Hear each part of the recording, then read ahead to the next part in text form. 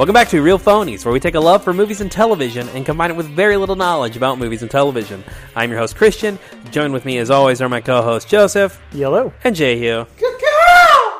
For once being on top of what everyone is talking about, we're going to discuss the Book of Boba Fett. The latest Star Wars entry for Disney Plus, directed by Jon Favreau, Dave Filoni, and I think a lot of Robert Rodriguez. Mostly Robert Robert Rodriguez. Of Spy Kids and... also Bryce Dallas Howard, my girl. She directed an episode. That's true. Episode, the best episode. All right. I feel like we should take this one episode by episode, right off the bat. I really do too, because it's like a roller coaster of how I feel about this. Yeah, I can't talk about my general feelings of this show without going through the show first. Okay, so first episode, Stranger in a Strange Land. This opens with Boba Fett escaping the Sarlacc pit. Correct. And kind of picking up where we left him at the end of The Mandalorian. Right. Taking over for Jabba the Hutt, I guess, as Daimo of Mos Espa. This episode's fine. Sure. I mean, look, we've solved the mystery of how he escaped the Sarlacc pit. Very exciting. Look, here's how I felt on this first episode. Yep. And I think I already covered this some on the when we spoke about this before, but I'll say it again. You know, with The Mandalorian, they kind of gave The Mandalorian all the shit that we think is cool of Boba Fett. He's a bounty hunter. He has a cool outfit. He's always in the cool outfit. He's mysterious. He has a sort of badass Clint Eastwood vibe. And it's really cool, but it's all the cool shit about Boba Fett. So when this starts, I think in trying to make it different, they made it start off kind of not cool. Like he's not doing any cool Boba Fett shit. He always has his mask off. If you would have asked me right after the first episode what I thought of Boba Fett, I would have said, oh, you mean that show with the old fat bald guy waddling around in the desert in his pajamas? I'm not too into that show. And I should say, I'm old. I probably someday I'll be bald. I'm fat sometimes, so I wear pajamas, so I should enjoy that representation. But I always like that Boba Fett, could be anybody under there. He could be a white dude, a black dude, a lizard dude, a robot dude. He could be you. He was like the Electric Company version of Spider-Man. The first episode did not do it for me at all. Yeah, I mean, to your point, I feel like that part of the appeal of Boba Fett, the enduring appeal over the long time, is he doesn't say much or do much, so there's a lot of room to just put whatever you want into that armor. Right. Personality, person, whatever. And yeah, I mean, look, I think it's a bit of a cool nod to bring it back and bring Temuera Morrison back, as he was the original Jango Fett in the prequels. And we'll get into more nods to the prequels, I think, as this thing goes on. But for 100%, I mean, it's not cool. And I mean, look, I don't know if he ever gets cool, but we'll see how it goes. And I'll say one more thing. I don't know, my opinion of this will get more spoilers. Will get more positive as it goes on. But I still don't know if casting him as this was right, because sooner or later, it's looking like we're building towards, a bigger sort of tapestry of lots of Star Wars shows interacting with each other. And at some point, we're going to see Cody and Rex. And we're going to have to explain, which they've already tried to half-ass do, why Boba Fett, who should be 10 to 15 years younger than them, is the same age as them and same body shape as them. It's the back to tank. Well, I think we'll see Cody very soon. I do too.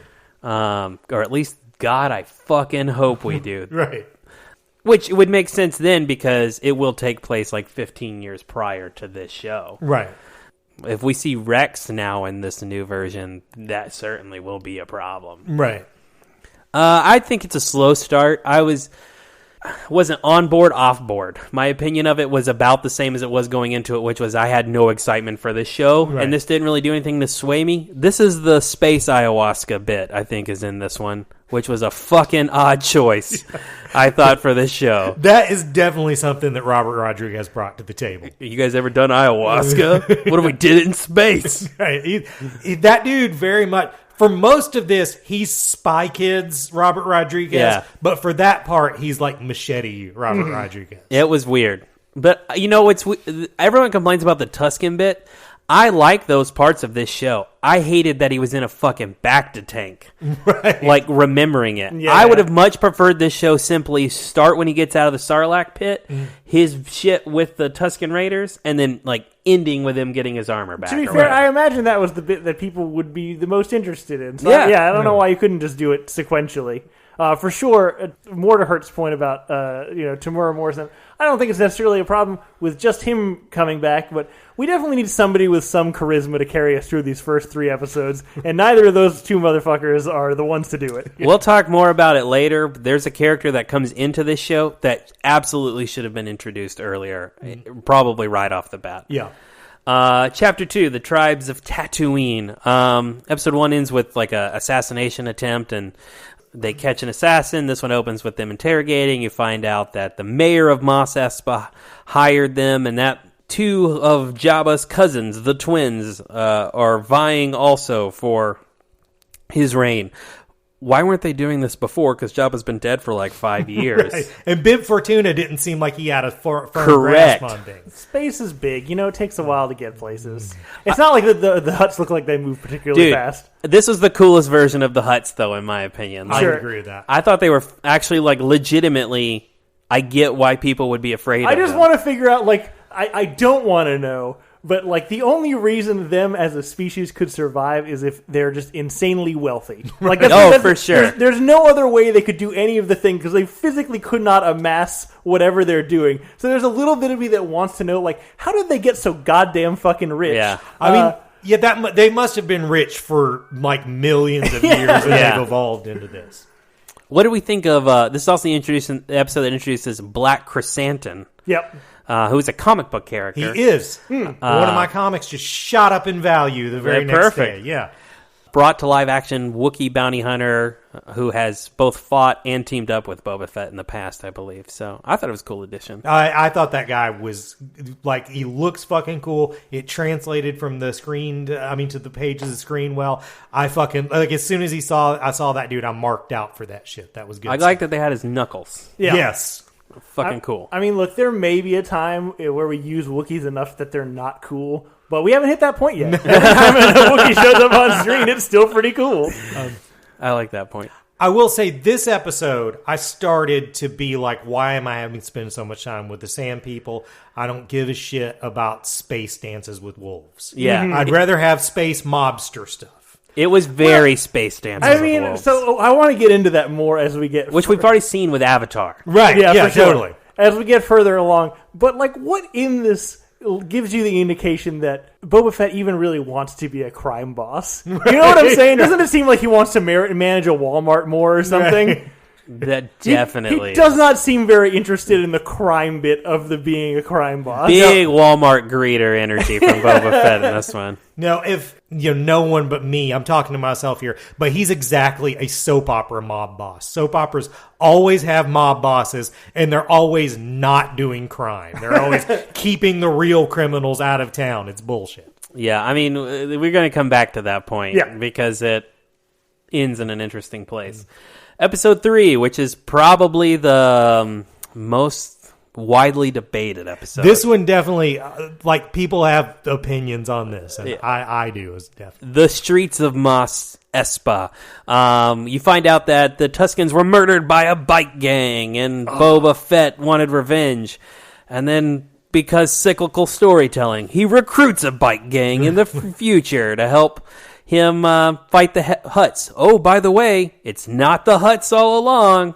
It's the fucking Pikes, because Dave Filoni can't help himself. It's important to me that we note here for anybody that hasn't watched the show that the Street Toughs biker gang are less Street Toughs and more just like cyborg Saved by the Bell. Here's the thing with those guys. There should have just been, every time they was on screen, someone like Gilbert Godfrey. She just walked out of the corner and said, "They're mods on mods." Get it? You know, they're mods with mods. Like, it's... I fully got on board with this episode. This episode, I realized that it was very much into the sillier aspects of Star Wars, and I love the silly aspects of Star Wars. But back to the mods with mods. Riding around in their space vestas. Yes. Let's do the roll call on them. There's hairdo girl with no sleeves who speaks with the Empire accent. I know there's a lot of British accents in space, but hers is specifically the Empire one. She needs to bring a little of that haughty off. There's motherfucker who looked like Doctor Who, which is what Sarah named him, because as soon as she, like the second time she saw him, it's like, why are we always having to look at this motherfucker that looked like Doctor Who? There's T.I. with one eye. That's a great fucking name. and then there's the other guy. And they're just riding around on their space vestas. Not very fast either. That chase is super slow. Yeah, it's a bad chase. Oh, it's really fun. I really enjoyed the chase scene. My best buddy Zach was just enraged by that part, so I was like looking forward to being enraged by it, and I actually thought it was fun when I don't understand, because a lot of people were angry about this. But if you fucking watched a second of Attack of the Clones, which, mind you, is American graffiti in space. They're fucking hot rod speeders. There's a fucking diner. There's a moody teenager trying to win over a girl's affection. It's American graffiti. The only thing it's missing is in Harrison Ford, and he pops up in a later movie. Right. So, I don't understand how you can watch that and be like, that's not fucking Star Wars. That's the most George Lucas shit we've seen. Yeah, I know. I 100% agree. It's like, again, the thing is with this, this is, everybody talks about, hey, man, I want to see practical effects. I want to see practical things like that.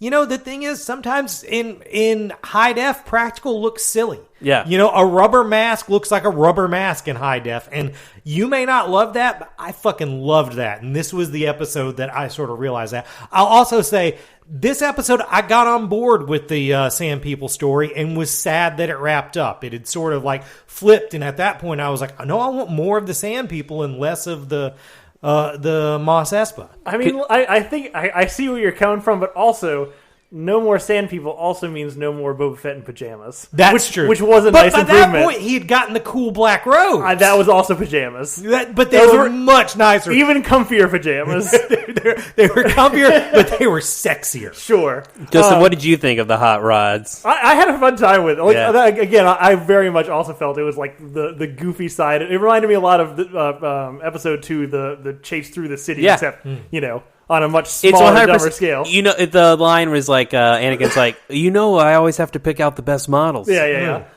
I thought it was pretty fun. Also, this episode's got some fun cameos in it. It's got fucking Stephen Root. If you guys told me Stephen Root was in Star Wars, I would have watched this shit earlier. I could have swore we said that in the text. I 100% said that. I don't read our text. I was also kind of disappointed that, spoiler alert, he didn't come back to be like a later villain, because I really thought he was going to. And also fucking Danny Trejo for no reason in this one. I mean, for one very good reason. Robert Rodriguez was there. That's absolutely why. Also a Rancor. Dude, I love the Rancor. Now that we're doing multiverse shit on everything, multiverse, I want a movie that's the multiverse of Danny Trejo's. Just every Danny Trejo character in one movie, which is all the same character. Particularly because in Spy Kids, he's Uncle Machete. Right? Yeah. Like, the crossover is it's right there. Right. Is this the one that has Max Rebo in it? I don't know. He's in one of them. Yeah. He may die in another one. We don't know.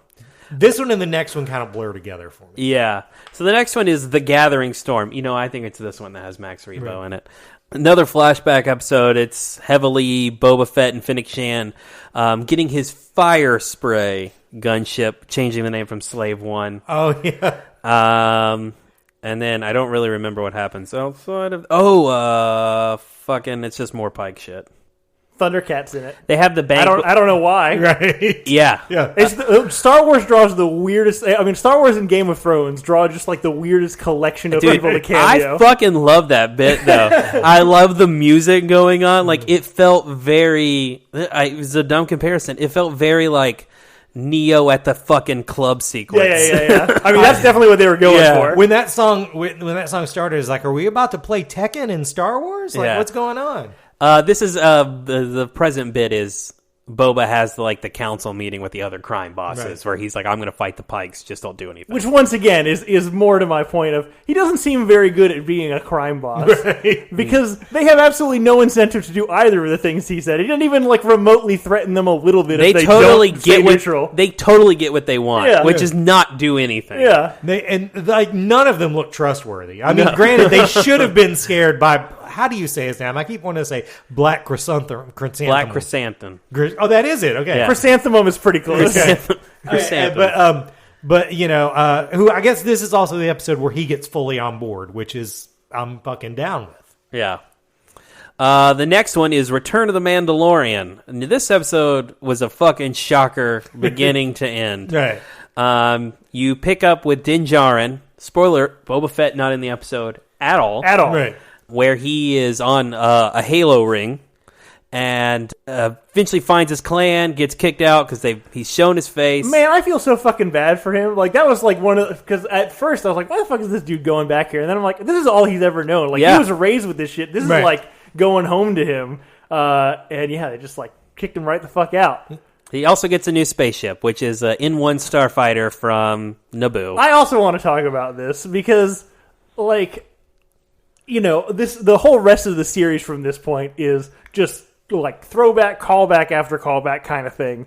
And sure, I like the Jedi ships from the prequels. They're fun, they're cool looking, but I feel like there are practical reasons for a bounty hunter to have a bigger ship. He often carries people from one place to another. Yeah. Where the fuck is he going to put that in that thing? That's a really good point. Yeah, everybody says, oh, this was just an episode of The Mandalorian. It wasn't just that. It was the best episode of The Mandalorian. It's kind of weird that they put it in another show. But, again, my feelings at this point were kind of torn because I fucking loved this episode. This episode was great, but then it was almost like, man, I had just gotten on board with Boba Fett, and now you're kind of showing me the problems with it. Right. Yes. Yeah, you had the Mandalorian show up, and he's doing all this cool-ass Boba Fett shit. I mean, look, I did not enjoy much of the whatever the Luke planet is. I like the planet. The planet's cool, but I did not enjoy much of the stuff we did. Was that in the episode? No, we're not at Luke. Okay. I thought that was in the same episode. I watched them all back to back. No, so I will say to that point, though, this really telegraphs what's going to happen next. She's like, look at this little cute hole thing. You could put an astromech there, but you don't need one. Right. Well, what the fuck is he going to put in there? Which brings us to the next episode. From the desert comes a stranger. You find out at the end, Fennec Shan tells Din Djarin she's got a job for him. He's like, I gotta visit a little friend first. So then the next reason, there's no reason that he has to do that now. No, correct. That can wait. He goes to a planet. We don't know which planet. No. Where we see Luke training Grogu and Ahsoka's there. I want to take a break here because it's something that I really liked about this show that this episode does well. Fucking Cobb Vanth's back too. Also that. From the very first first minute of the episode.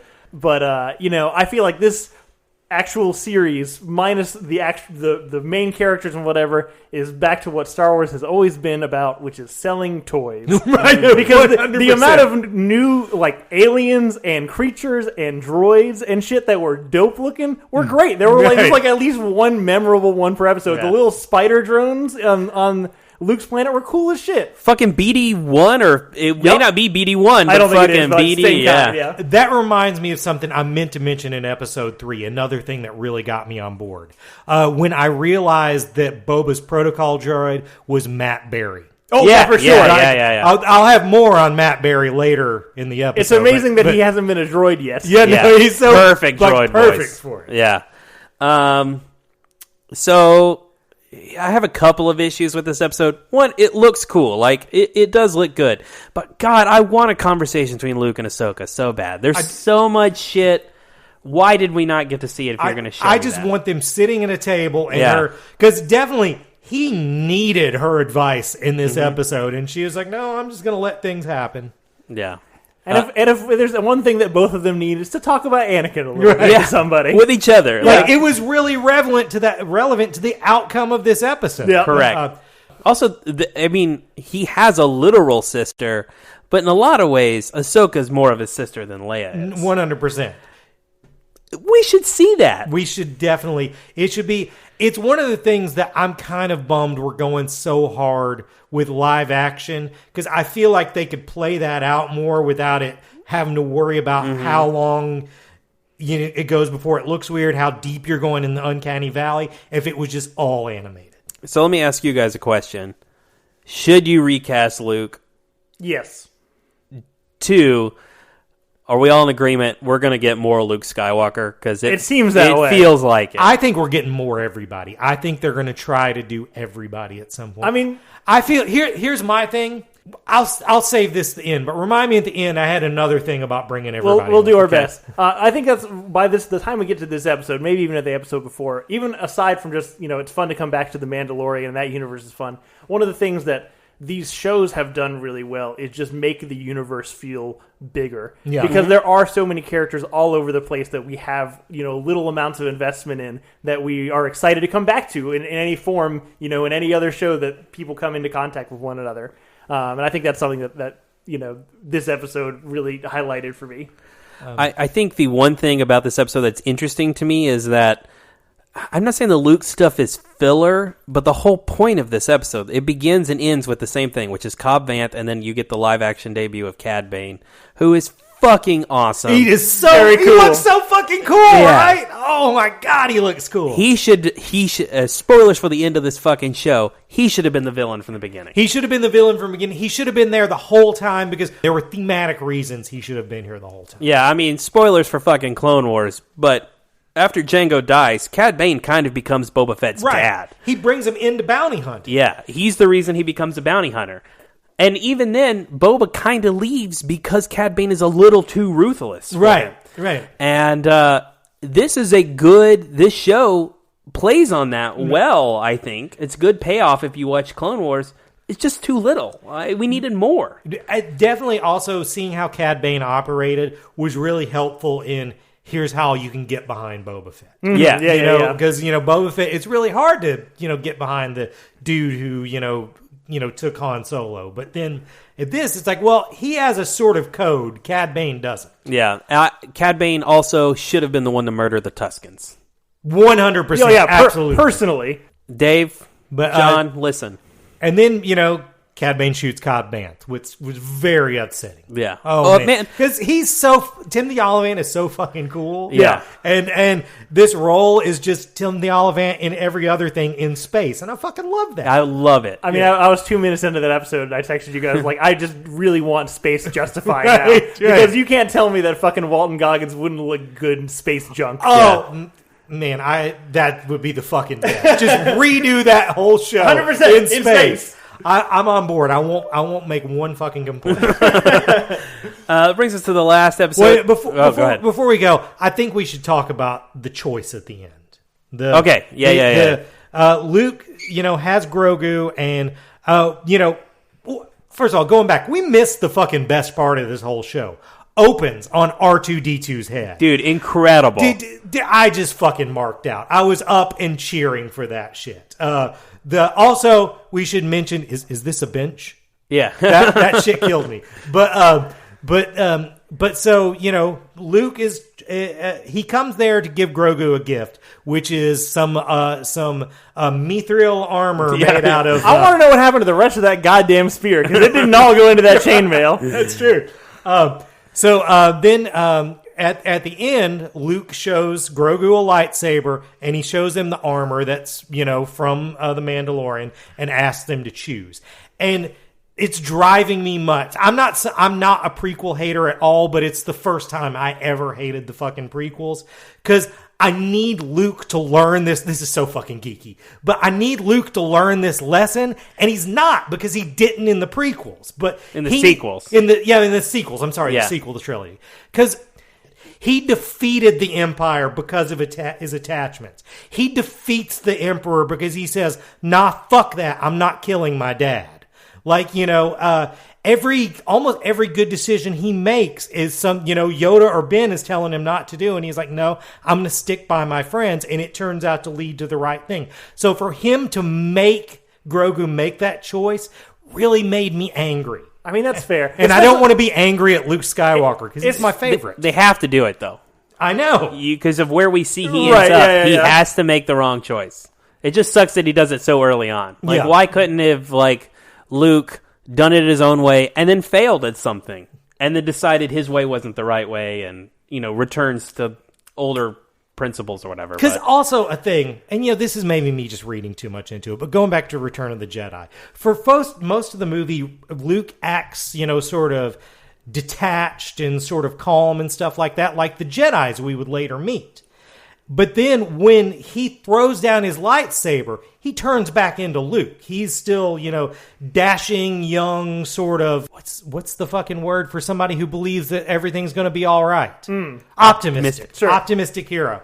That he's been for the first two movies. And it's just a bummer that he's back to this. I don't know. I loved everything else about this episode, but that shit I did not dig. It was painful to watch. Yeah. I understand why it happens. I just didn't necessarily like that happen. I hated all of the Luke fan service, like the running with the basket and fuck all that shit. I even hated the fact that he gave him the option for choosing the Jedi way was one Yoda's lightsaber, not his own make your own lightsaber bullshit. And also specifically after I don't know if he gets to see, but I have to assume that he can because I seem to be able to communicate through the Force. Right. That his most traumatic memory was with those fucking lightsabers that he's holding on to. Don't give him this is your reward. Right. Of course he's gonna fucking fake the chainmail. Right. Yeah, that's a good point.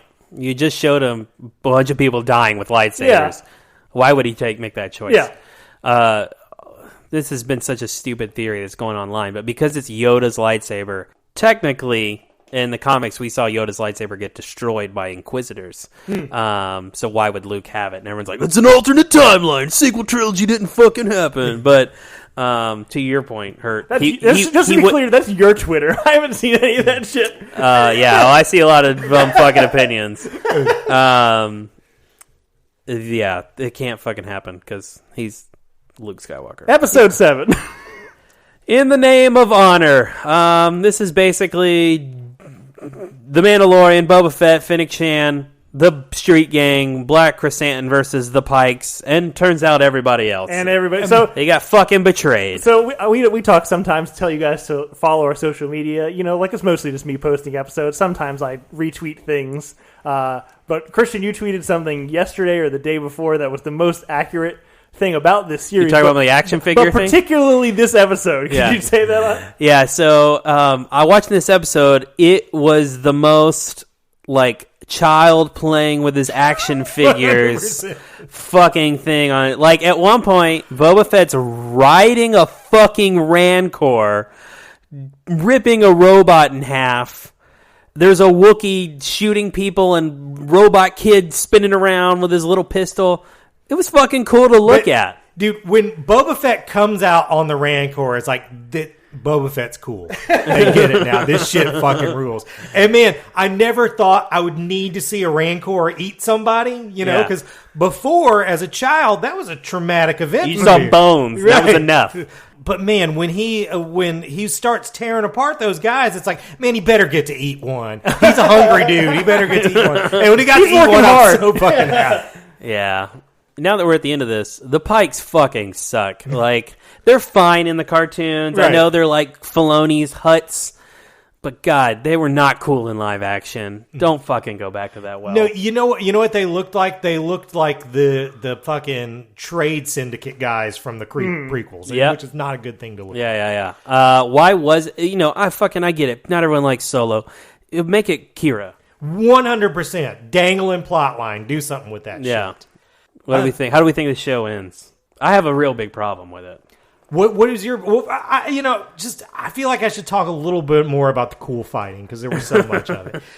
I also going back to the Rancor. I really thought I'm going for a phrase here I may not know how to pronounce, but I thought that Grogu was going to be the Deus Ex Machina, but it was fucking the Rancor, you know, that there was something you had planted in the back that's going to come solve everything. And I fucking loved it. Good reveal. Yeah. I was genuinely worried that they were going to try and make the Mandalorian or Grogu the hero of the Book of Boba Fett. Right. And at the end of it, they made Boba Fett the hero of Book of Boba Fett, right. which was a great choice. And yeah, having the Rancor be the Deus Ex Machina just fed right into that. Right. And also, like, what a redemption arc for the Rancor. You know, like, The Tuskens and fucking Rancor. they never really got their due in Return of the Jedi. Right. Baby Yoda falling asleep next to the Rancor is maybe the cutest thing. That's you pretty can have adorable. with a big slobber murder monster. Yeah. So this show ends. Literally, I think one of the last things Boba Fett says is, "We're not cut out for this life." Why the fuck did we have a show then? Right. Why the fuck does this exist? Right. That's a good question. If all of that for him to decide, I don't want to be a crime boss. And so it brought me to the theory I posited to you, which is, I think Boba Fett's just going to be Din Djarin's general or something like that. I think you're probably right. I think this was a side quest in the Din Djarin thing and in the overall thing that we're leading to where all these shows kind of converge. So my suggestion is twofold. Either A, if you want to tell these stories involving these like 10 characters, but you want to give them all your due, make it a fucking like anthology show. Make it like totally the New Republic, and it's just fucking people in Star Wars. Right. Or B, you should have made this Mandalorian Season 3, changed maybe nothing about it, and given like Bo-Katan 2 fucking episodes. Right.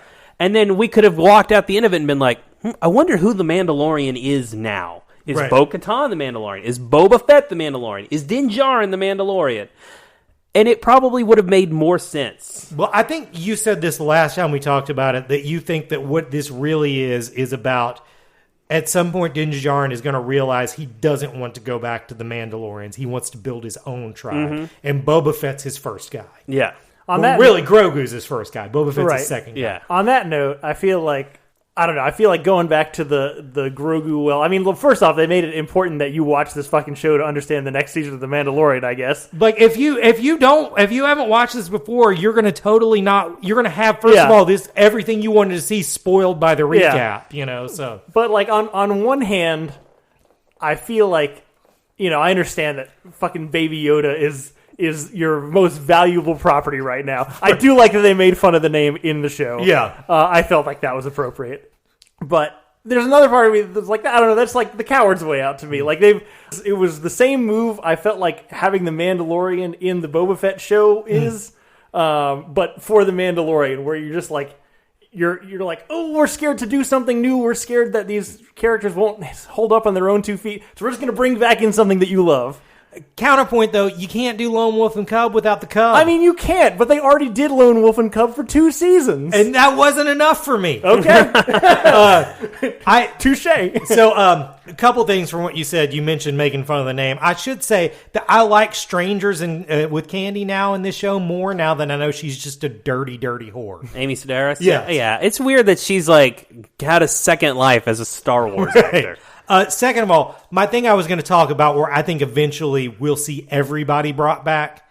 You know, obviously, Black Chrysanthemum has a life debt to Boba Fett now. He's his guy. You know, he saved his life. He has to stay They're with the him. anti-Han and Chewie. How can you not have Boba Fett and a cool murder Wookiee not fight Han Solo and Chewbacca? You can't not do that. It may be crappy when they get to it, it's but action they're figures, going to bro. have to try. I mean, to the action figures point, there's a bit in the final fight where Chrysanthemum, I don't know what his fucking name is. Chrysanthemum. I don't give a shit. It's Chrysanthemum to me. He calls him He has Crestos, another name, right? Yeah, another name. I don't know. I remember. But like, you know, he gets shot by like a million blaster bolts, right? Just keeps fucking trucking. And he keeps fucking trucking, and then, you know, Boba Fett comes in, like, gets his arm under him and carries him off to the side.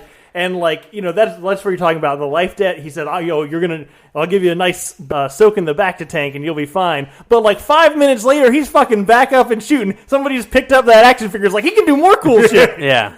I love the bit where he can't hardly walk, and like 5 height guy, and he just like stands up straight with his gun, and just it's great. It's fucking great. Yeah. I mean, absolutely. At some point, a Han Solo cameo was filmed for this show, and they were like, we should save it. Yeah, totally. We can do more with that. Yeah. Particularly with that, obviously, they're getting better at the deep fake shit. Luke looked a lot better this time than he did the They first are also smart in that they didn't film him moving his lips a lot. They cut away, which was smart. So here's my question to you guys. Number one, there be a season 2 of this show? And second, if so, what do you think it'd be about? Because I have an idea.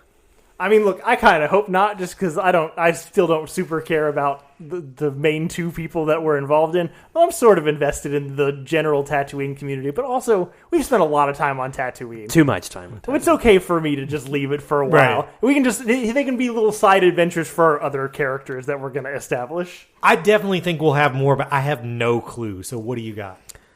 Well, it's not. I'm not gonna like it, but I already have a feeling the side quest that Boba's gonna go on next, because there has to be another one. Right. Fucking Mace Windu. Yeah. So you think he's still out there? I don't think so. I think they're gonna make it so. That's correct. Yeah.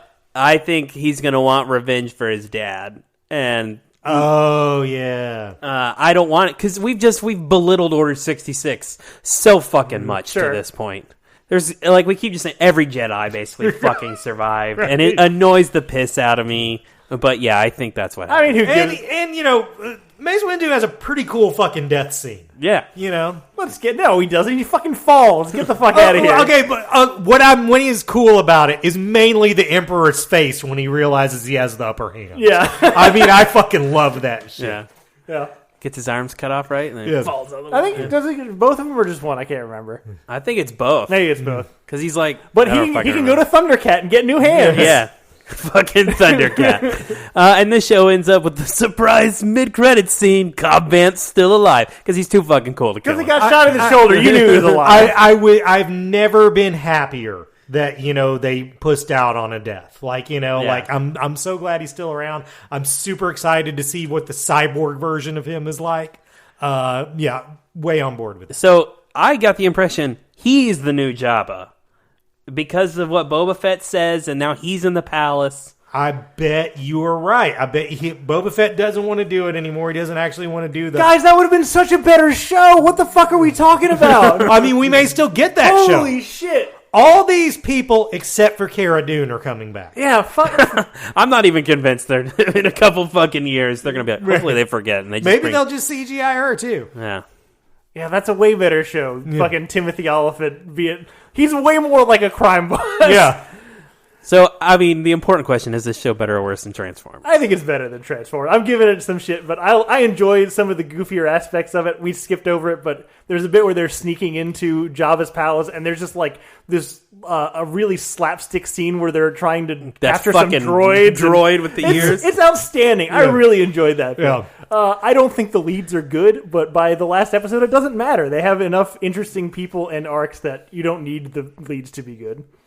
I loved it. I think it's way better than Transformers. Like I said, it was a roller coaster for me, but the sum of all the parts, I thought it was super fun. I'm going to say it's better than Transformers. I had fun with it. I think my biggest issues is just that I think it's marketed wrong. I just think, you know, the Book of Boba Fett makes it seem like Boba Fett's the main character, and he's really not. Right.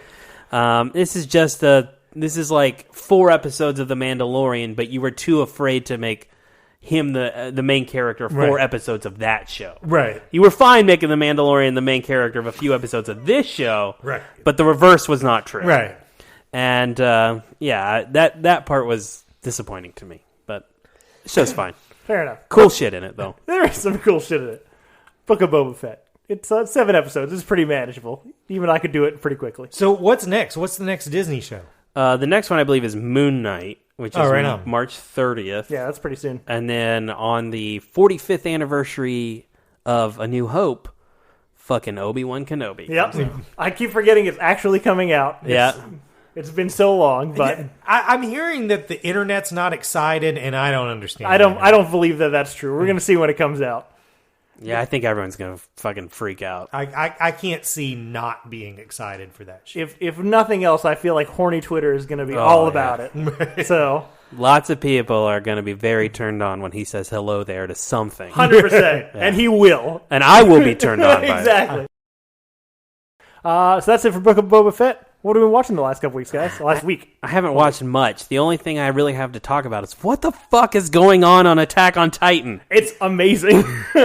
So, I mean, we had talked about this. Not only was he the villain the whole time, he fucking knew he was the villain the whole time. Spoilers, by the way, for this show. Spoilers for a lot of it, but if you haven't watched it, it's not going to make any sense, even if you watch the first season, because the show changes so much from what it is in the first season to what it is in the later season. But it's just so, you're right. I think what you said you think is going to be the ending is absolutely going to be the ending. But there's something so tragic about this character who's his whole thing from fucking birth till now is I just want freedom. And his whole thing from the very beginning is there's very literal giant walls that keep him from seeing the rest of the world. And he thinks that if he gets outside of those walls, the problem's going to be solved. He gets older, he gets outside of those walls, realizes there are other walls, physical and otherwise, that are preventing him from being truly free. And so now he's gotten to this point where he's uber powerful. He has all of the means at his disposal to change the world in a way that whatever he wants, really. He's just almost an all-powerful character at this point in the story. But they've established for whatever the lore of the show is insane. I'm not even going to try and bring it in. I'm loving this because you guys are telling me so much, and there's no way it could spoil anything. But no, you can't. But they just established in the lore that he, as his character and something that he has obtained over the course of the story, he's the only person in the entire world that can see the future.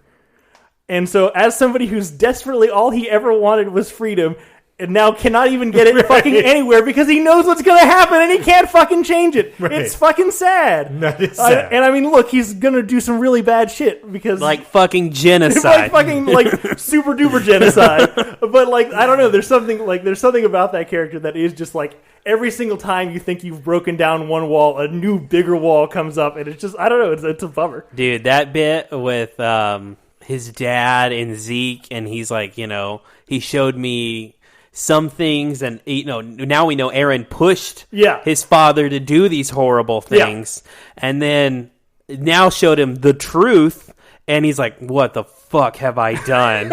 And then he sees his other son, he sees Zeke, and he's like, I'm so sorry, I got it, and it was heartbreaking. There's nothing good for any single person in this show. There's no good outcome for anyone. I disagree with that. That's who the fuck is going to be happy at the end of well, this? We'll see. But I mean, I don't know about happy, but I do think I don't want to talk too deep about what, but I think your second suggestion on what the ending is going to be, because while it's a show that has a lot of dark material, it's not ultimately a hopeless show, and I think if Aaron wins is the hopeless outcome here, and I do not think that is what they'll end. Well, both because of their history. And now the kind of backstory we've given her, which is there's one person who's been really great at killing Titans. Yeah. And now, by the way, she's related to that person. Yeah. It seems like there's the only place the show can end, I think. Yeah. But it's really good. It's fucking good. And every week I watch it and my fucking jaw's on the floor. Well, that's the thing for me that it amazes me about it. It's so organically, as somebody who's consumed a lot of stories in adulthood, I suspect this happens to both of you guys too. It's harder for me to be surprised by things that happen. 100%. I'm not necessarily that I'm good at predicting, but when things happen, it's that's this other thing that happened. I don't know. It just, there are only a certain number of ways that things can go. Right. And so it's not surprising when something happens. This show does such a good job, episode to episode, of just swinging the tides of battle or whatever, so wildly to one side that it seems absolutely hopeless for one side or the other, and then turning it in the other way in a way that makes narrative sense in the story. In fucking 20 minutes. That I was not expecting. Right. Yeah. There's an episode 2 episodes ago where you're positive it's fucking over. Yeah. The whole story's over, and then it's not. It's great. It's really good. Mind-boggling. What platform do I watch this on? I think it's all on Hulu. Yeah. Okay. Yeah. The only other thing I wanted to say about it is that it was hyper gory and gross for a while, and then I feel like they kind of moved away from it, but now they are back on it fucking hard. Yeah. It is not for the faint of heart when it comes to... I mean, you just really got to be comfortable with humans being eaten. Right on. A lot. Yeah. But yeah, Attack on Titan. Better than Transformers. So I said I was going to talk more about Matt Berry later. This is probably something everybody else went through years ago, probably at the dawn of streaming. But me and Sarah just started watching the IT Crowd. Okay, great. Oh, yeah, great. And man, I've said often lately that I could never go back to working amongst people again. But if I could do exactly that, work in a basement with one other dude and a boss who doesn't have a clue, I would do that. That's fucking great show, super fun. The first boss, not the lady boss, but the head boss. He's the good. first boss is good, but the show really takes off for me when Matt Berry shows up. The gun scene is it's the funniest shit I've ever seen in my entire life. There is a fight with a transsexual that we definitely could not do today, but goddamn is it a funny fight. So this led me down the road of also I started watching What We Do in the Shadows. I was hoping you were going to say and that shit is also It's really fucking good. dope. Yeah. One other thing, and this kind of ties into it. The other day, I was doing something. I walked through. Sarah had started watching Logan Lucky. Always a fan. I'm sure I've in what we're watching, covered Logan Lucky at least 4 times, and I'm about to again. But I just love every fucking second of that movie. But one thing I saw in this time that disappointed me is I realized the Seth MacFarlane role is Matt Berry. They had to have wanted Matt Berry for that role and didn't get him. But also, a fun thing, how, on everything, there's an algorithm that's like trying to predict what you want. Whether it's what you're reading on Twitter or what you're watching on Netflix or whatever, and it never fucking gets it right. It's always vaguely insulting. I always, when I watch Logan Lucky, it's like, man, that's a great fucking movie. What's another great movie? And then I'll put in The Nice Guys. Hulu started playing The Nice Guys next. So Hulu maybe understands. They're getting their shit together. That's all I got. Outstanding. I don't have much to talk about. It's mostly anime that nobody cares about. None that I think are super that worth mentioning besides Attack on Titan. I will plug a podcast I listen to all the time that I've talked about before, which is My Brother and Me. It's like my default. I listen to it while I'm just doing anything to just distract my brain. And the general sort of premise is they do advice. They used to do it off Yahoo Answers and like user submitted questions. Now Yahoo Answers is dead. So it's mostly user questions and some other format things, but it's mostly just like those are leaping off points to like whatever the fuck that they get on. But sometimes they have intro bits to their episode that just go on. And in this particular one, it was the three brothers talking about how the night before they had, I guess, lost some kind of internet podcast award to the podcast that's done by Will Arnett, Jason Bateman, and Sean Hayes. Smartless. And at the beginning of the podcast, I'm pretty sure from the very get-go, they weren't even like aware that this thing was on until somebody texted them the results in the morning. Right. But they just keep hammering away at it for like 20, 30, 35 minutes to the point where once they get at some point down that line, like, I don't even think that they know whether or not that they feel insulted by not getting this award that they didn't know existed. It's fucking hilarious. I want to say this about Smartless. I think the 3 people on that show could do a good podcast together, but the fucking premise sucks. The idea that one of them is always surprised by who the guest is. Or is it 2 of them are always? 2. 2 of them are always. It means that 2 of the guys are always just have their fucking dick in their hand. Just are like, well, what am I going to say now? And it would be a lot better if they were. It was, that basically 2 of the guys turn into the Chris Farley interviewing character. It was pretty cool when guys. Yeah. But that's it for me. My brother and me. It's always a great time. Cool. We don't know what we're doing next week. No. All right, that's fine. Something else on brand. What we could possibly? I'm not sure if I can get done with it in time, but we could possibly do what's it called? The Peacemaker. I haven't watched a second. I haven't watched a second of it either. I've watched one episode and it's fucking phenomenal. But the episodes are like full hour. I cannot commit to that can't this guarantee week. that it will happen. Yeah. We'll see what happens next Okay. week. But thanks everybody for listening. Please rate, subscribe, tell your friends about the podcast. If you have any thoughts for us about Boba Fett or the Disney Star Wars universe in general, reach us at realphonies@gmail.com. You can follow us on Facebook and Twitter at realphonies, and on Instagram at real_phonies. Thanks to Zach Evans for art and Brian Velasquez for our theme. See you guys later. Later.